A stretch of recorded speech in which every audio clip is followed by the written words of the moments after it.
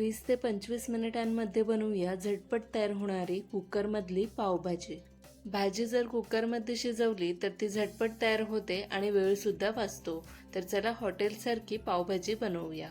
पावभाजी बनवण्यासाठी इथे मी वेगवेगळ्या प्रकारच्या भाज्या घेतलेल्या आहेत, जसं की फ्लावर, शिमला मिरची, वांगी, बटाटी, बीट, गाजर, 1.5 कप पाणी आणि 1 कप मटर घेतलेले आहेत। त्यातले पाव कप मी बाजूला ठेवून देणार आहे।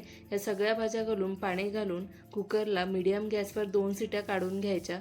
2 शिट्या काढून झाल्यानंतर कुकर थंड केलेला आहे आणि भाज्या छान शिजलेल्या आहेत। आता मॅशरच्या मदतीने या सगळ्या भाज्या एकदम मॅश करून घेऊया।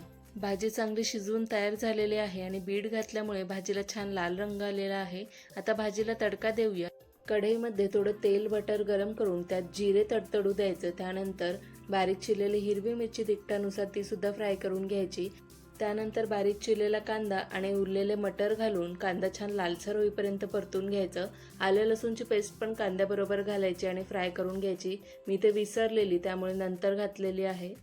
कांदा चांगला लालसर झाला की टोमॅटो घालायचं आणि त्यासोबत चवीनुसार मीठ घालायचं। झाकण देऊन टोमॅटो चांगला मऊ करून घ्यायचं। मसाल्यांमध्ये 2 मोठे चमचे भरून पावभाजी मसाला घालायचा। नुसतं पावभाजी मसाला असेल तरीही चालेल, पण तरी सुद्धा मी इथे बाकीचे गरम मसाला, धना पावडर, लाल मिरची पावडर हे थोडे थोडे घातलेले आहेत। रंगासाठी लाल मिरची पावडर तर आपल्याला घालायचीच आहे। हे मसाले थोडे फ्राय करून घेतले की लगेच त्यात मी शिजवलेली भाजी घातली।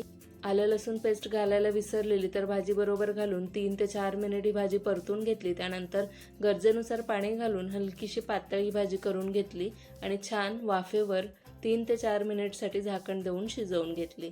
कुकरमधली झटपट पावभाजी तयार।